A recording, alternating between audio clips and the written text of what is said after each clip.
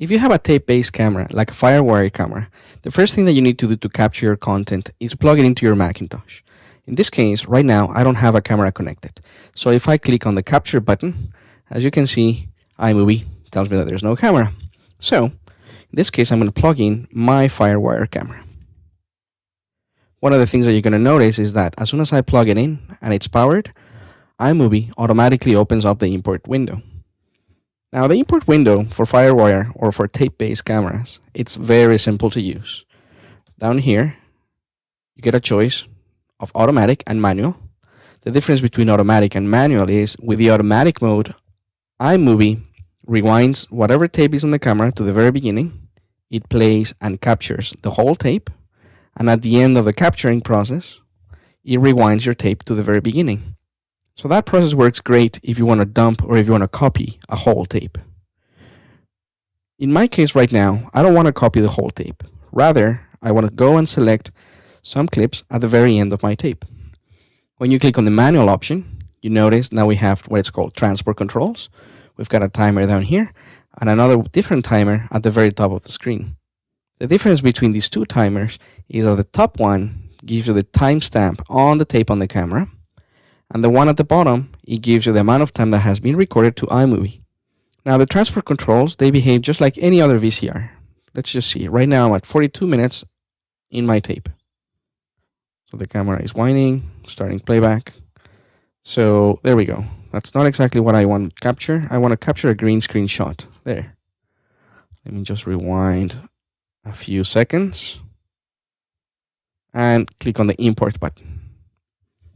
When you click on the import button, as you saw right now, iMovie doesn't start capturing right away, but rather it gives you a dialog box where you can choose where to save your content.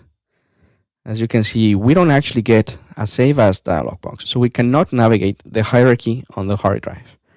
But you only get to choose the name of the hard drive that is available. The next thing that you get to see is to create an event. And what iMovie calls events, it's just a way of organizing your clips into something that is meaningful, in this case, pretty much by date. And as you can see, it gives you today's date, which you can always rename. In this case, I'm capturing a green screen shot that I made of some model airplanes. So I'm going to call it model airplanes. The option that says split days into new events creates a new event every time that there was a date change on the recording on the camera. Most cameras record the date when you shot content. So make sure that your camera has the right date. If you set up your camera with the right date, iMovie just makes it easier to work with. If you don't worry. There's an option in iMovie that we'll discuss later where you can change the date of a clip. And the last option says analyze for video stabilization after import. To tell you the truth, I really don't recommend you choose this option. What this option does is analyzes the content to see how shaky it was when it was shot. And iMovie tries to remove that shakiness when you bring in your clips. The reason why I don't suggest you use it is because it's very slow. And if you're capturing a lot of content, it just could take forever. Having said that, if you do have the time, let's say that you capture something and then you leave your computer for the night, in that situation, you may want to choose Analyze for Stabilization. I am going to uncheck it, otherwise I'm not going to finish ever. And as soon as you click on the import button, iMovie starts capturing. So let's give it a shot.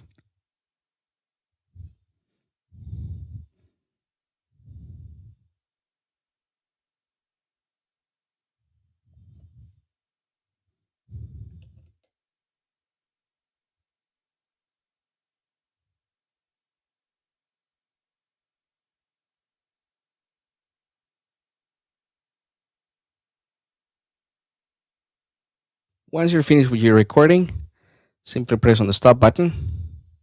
I'm just waiting for this clip to finish. There we go. iMovie stops the camera. And as you can see here, it creates an event and it puts in the clips in that event. So at this point, you can rewind, you can play, you can fast forward, you can go to another tape and keep on capturing. Once you're finished with the recording process, you can press on the done button or close at the very top.